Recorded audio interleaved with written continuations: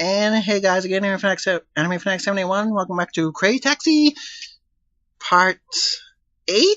I want to say, yeah, Part 8. That sounds good. And today's run is going to be on BD Joe.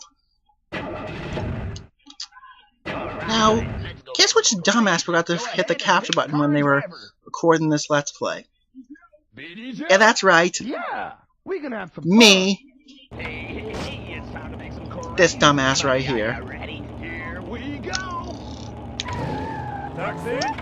Alright, so I'm going to start off here. We're going to the cable car, top of the hill. And, right, okay, so we got some history for this part. Crazy Taxi originally was developed by a company called Hitmaker, not Sega, surprisingly enough. Who would have thought that? Hitmaker, not me. Hitmaker made games for the Sega Titan Video, the Model 1, the Sega System 32, and Naomi, which is a new arcade.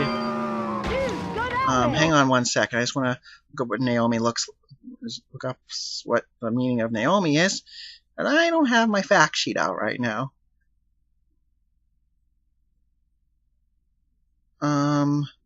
Fact sheet. Okay.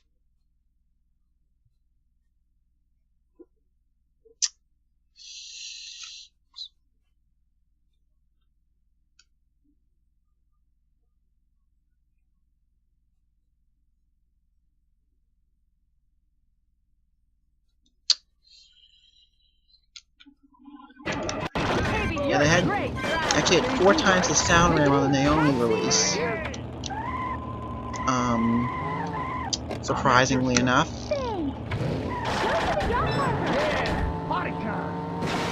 It stood for New Arcade Operation Machine Idea. And it was a new idea at that, I will admit. So, but what happened was a lot of Naomi games actually got ported to the Dreamcast. And they had to cut some corners when they were doing it. Hang on, time out for 1 second. Okay, I am capturing. Oh my god, I can't believe I actually did that. That kind of bugs me. That bugs me. So, I apologize for that. Stuff like that can't be helped. What else? What else is there to talk about? So, despite the fact there was the hardware limitations that the Dreamcast could do, only certain things, and they had to cut some corners, they still made an excellent Crazy Taxi port. And it shows. It really shows in the Dreamcast version. If you ever play the Dreamcast version, it's pretty obvious that this version kicks ass. What else can I say? Well, yeah, so you see, I'm playing as the character BD Joe.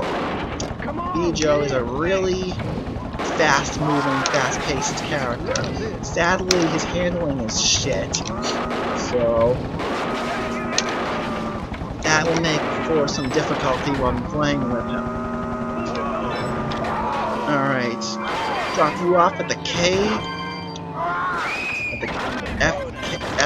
FCS. Almost gave away the name of the place. It's his real name. That's pretty bad.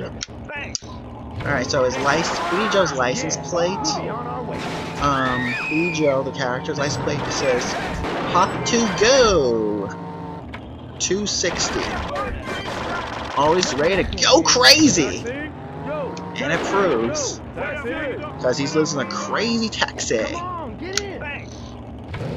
So that's always a good thing. I mean, he goes crazy because he's a crazy jazz drummer. Yeah! I'm never gonna say that again. Not only that, he was featured in the game Sega and Sonic All-Stars. We played as the only Crazy Taxi character, BD Joe.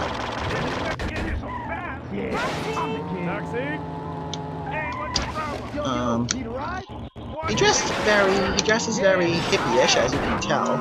As I've said before, when playing this game, I've proven that very much. That's cool beans, though. So what else can I say? Let's see. Dreamcast release. It was released on the Dreamcast in the year 2000. First in the US, then Japan, and then Europe. It was retailing for... one second. This game retailed for $23.99. That was a fair price, I will admit, for a game like this. I mean, any more would have been like, dude, that's ridiculous. So now we are... and it was rated teen for teen because of mild bad language. Before the E10 Plus rating was around.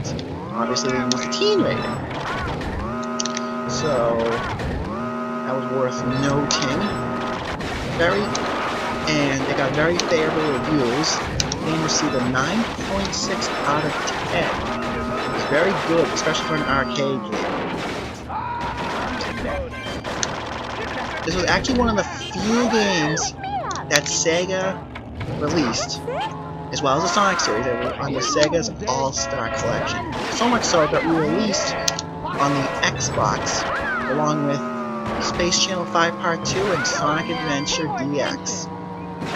Both great games. Featured a lot of... The Dreamcast release featured a lot of the heavy metal tracks like Bad Religion, The Offspring, Mayhem,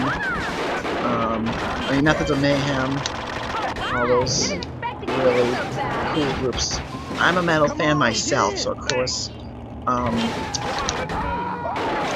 this worked for me as well. And a lot of people, when they heard these songs, they thought, oh yeah, I know this music, it's from Crazy Taxi. I mean, that's just the way it is. People knew that this was Crazy Freaking Taxi. Enough said.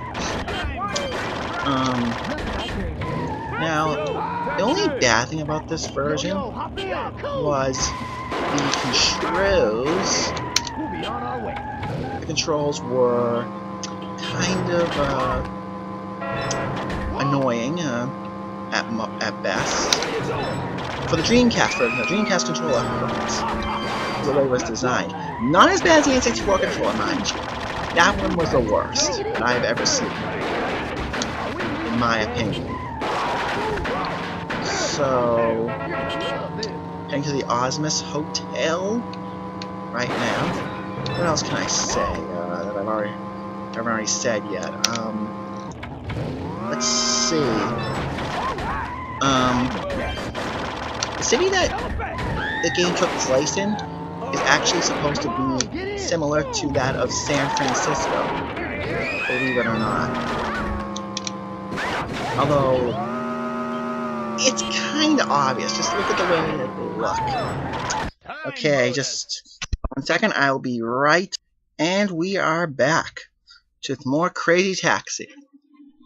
So, what else can I say? I already said about this game. I think I already just talked about...